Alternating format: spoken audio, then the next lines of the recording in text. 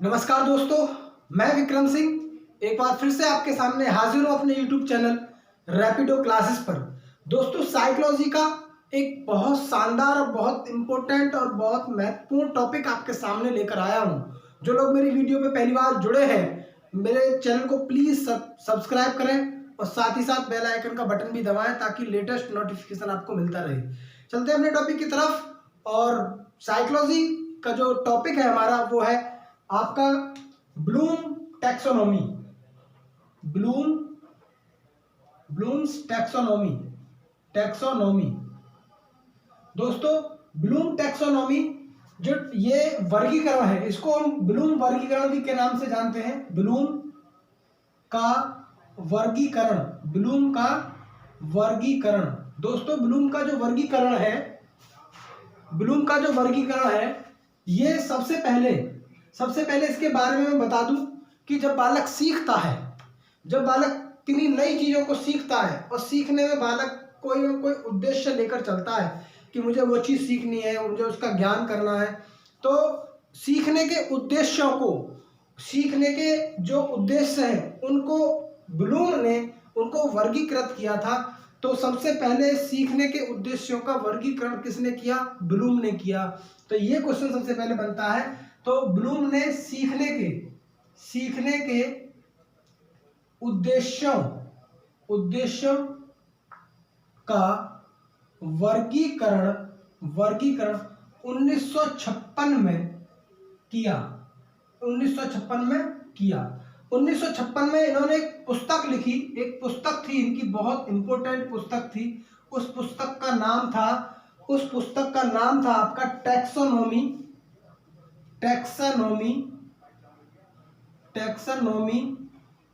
Of educational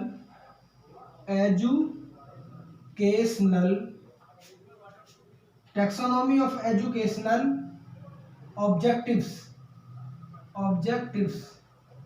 यानी कि शिक्षा के सीखने के उद्देश्यों का एक वर्गीकरण। ये जो पुस्तक थी, इस पुस्तक में अपने इस वर्गीकरण को प्रकाशित किया था।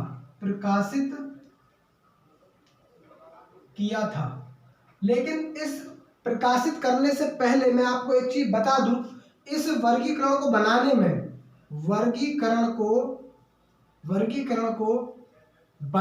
में इन्होंने एक समिति का गठन किया।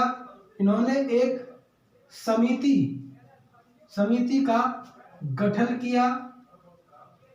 किया जिसका नाम था वर्गीकरण समिति, यानी कि टैक्सोनॉमी कमेटी। ये कमेटी थी। इसके अध्यक्ष कौन थे? इसके अध्यक्ष थे ब्लूम।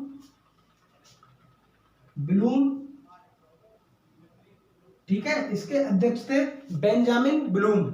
अब बेंजामिन ब्लूम इसके अध्यक्ष थे। तो जब टैक्सोनॉमी पूरी बनकर तैयार होगी, वर्गीकरण पूरा बनकर तैयार हो गया, तो इन्हीं के नाम पर इस वर्गीकरण का नाम रख दिया गया ब्लूम्स टैक्सोनॉमी, यानी कि बेंजामिन ब्लूम का वर्गीकरण का आपका ये जो पूरा स्ट्रक्चर है जो बनाया उनकी अध्यक्षता में, तो उन्हीं के नाम पे इसका नाम पड़ गया।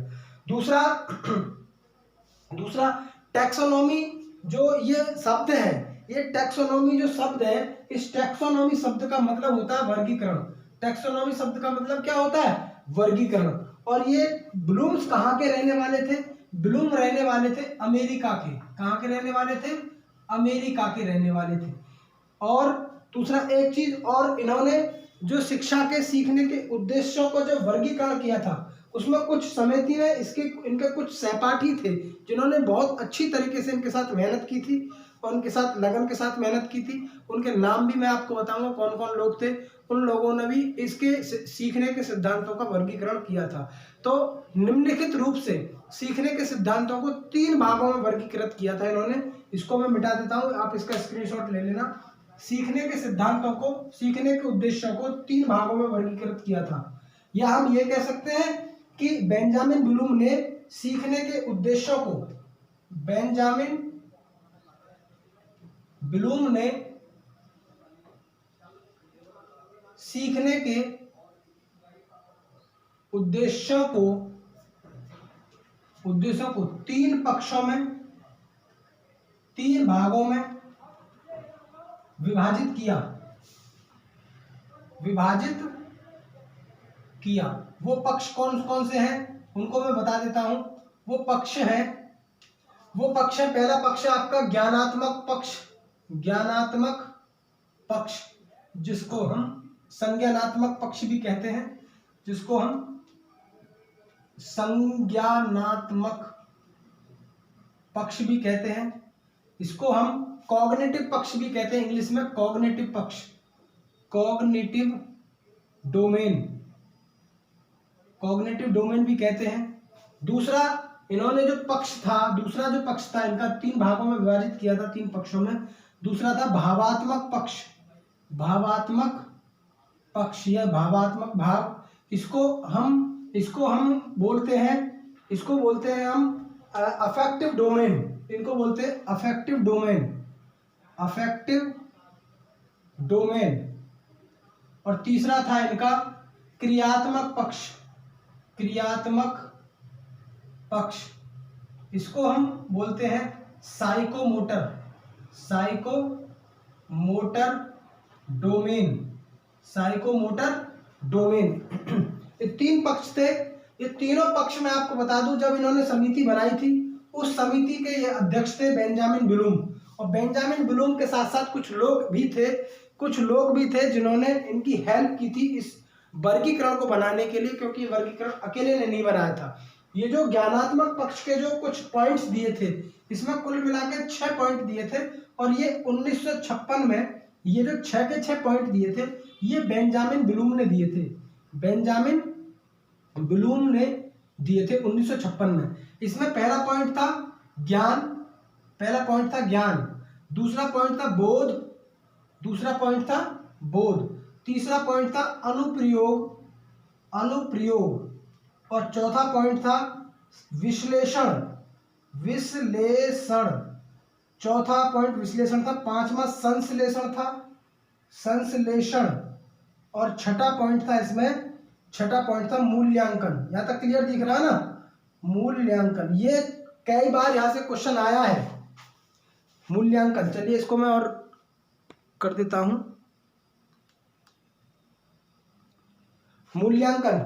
मूल्यांकन ये 6 आपके पॉइंट थे।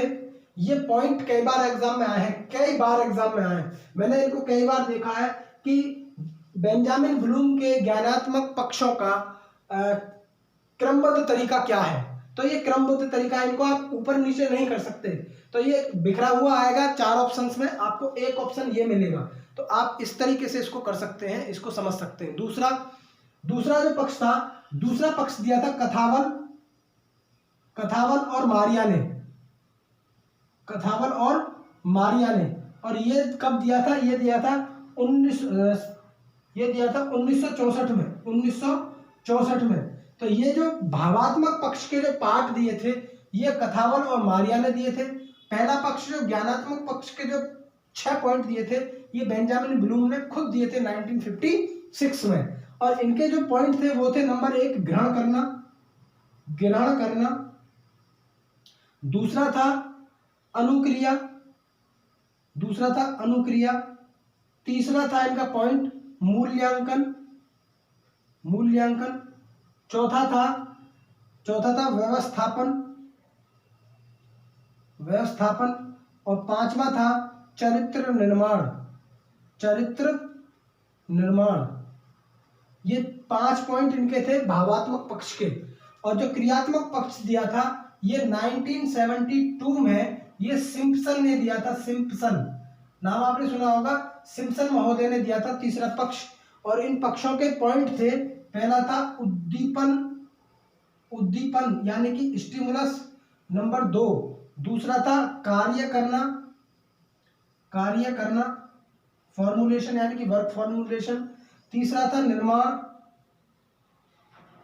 निर्माण, चौथा था समायोजन,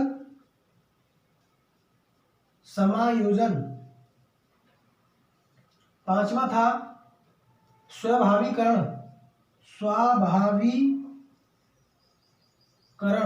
और छठा था अनुकूलन, अनुकूलन। ये 6 पॉइंट इसके थे। क्लियर आ रहा है ना?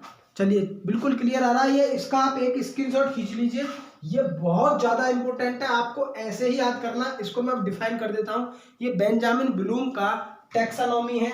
ये बेंजामिन ब्लूम की टैक्सोनॉमी में कुछ लोगों ने इनका साथ दिया था, जिनमें से एक कथावल और मारिया थे। दोनों इन्होंने मिलकर इस भावात्मक पक्ष को डेवलप किया था और क्रियात्मक पक्ष को सिम्पसन ने डेवलप किया था, और ज्ञानात्मक पक्ष को इन्होंने ब्लूम्स ने खुद डेवलप किया था। अब इसको पढ़ते हैं ज्ञान। यदि किसी बच्चे को स्टार्टिंग में कुछ सीखना है तो उसके बारे में उसको पहले ज्ञान होना जरूरी है कि ये चीज है क्या। जब ज्ञान होगा तो उसके बारे में फिर वो बोध करेगा, यानी कि उसको समझेगा, समझ बोलते हैं जिसको, समझेगा। जब समझ जाएगा फिर उसके बाद अनुप्रयोग करेगा, यानी कि उसका प्रयोग करेगा, उसका एप्लीकेशन करेगा। फिर उसका अलग अलग टुकड़ों में हर एक पार्ट्स का उसका विश्लेषण करेगा, एनालिसिस करेगा, और एनालिसिस करने के बाद फिर उन सब का एक साथ वो सिंथेसिस करेगा, संश्लेषण करेगा, और देन संश्लेषण करने के बाद क्या करेगा? मूल्यांकन करेगा। तो मूल्यांकन करने के बाद वो चीज उसके समझ में आ जाएगी। कोई भी चीज अगर उसके बारे में सीखना है, किसी के बारे में उसको ज्ञान प्राप्त करना है। इसी तरह यह है, पहला है ग्रहण करना, फिर उसके बाद अनुक्रिया करना, फिर मूल्यांकन करना, फिर उसका ऑर्गेनाइज करना, व्यवस्थापन करना, फिर उसको कैरेक्टर निर्माण में, यानी कि अपने चरित्र में उतार लेना, अपनी हैबिट में उसको उतार लेना। तीसरा है उद्दीपन, किसी उद्दीपन को देखकर अनुक्रिया करना, अनुक्रिया करने के बाद फिर उस पर कार्य करना, कार्य करने के बाद निर्माण करना, फिर उसका एडजस्टमेंट, समायोजन करना, और फिर उसको स्वाभाविकरण करना, फिर लास्ट में है उसका अनुकूलन करना। इसी तरीके से ये आपके क्वेश्चंस आते हैं कि बेंजामिन ब्लूम के भावात्मक पक्ष के 5 पॉइंट कौन से हैं। तो 5 पॉइंट ऐसे आएंगे लिखे हुए, इनको क्रमबद्ध तरीके ऐसे लिखना है, और इनका क्रम बिल्कुल नहीं बिगाड़ना है, क्योंकि अगर क्रम बिगड़ गया तो ये क्रम पे ही आधारित क्वेश्चन आता है। इसे अगली वीडियो में मैं आपको दूंगा, इससे आधारित क्वेश्चन भी हैं, तो वो वीडियो भी आप देखना। लेकिन ये वास्तव में बहुत इंपॉर्टेंट टॉपिक था, मुझे बताना था, इसलिए मैं इस वीडियो को बना के लाया हूँ, इस वीडियो को आपके सामने प्रस्तुत किया है। और वीडियो अगर अच्छी लगे तो आप कमेंट करें, शेयर करें, लाइक करें। मिलते हैं अगली वीडियो में। जय हिंद, जय भारत।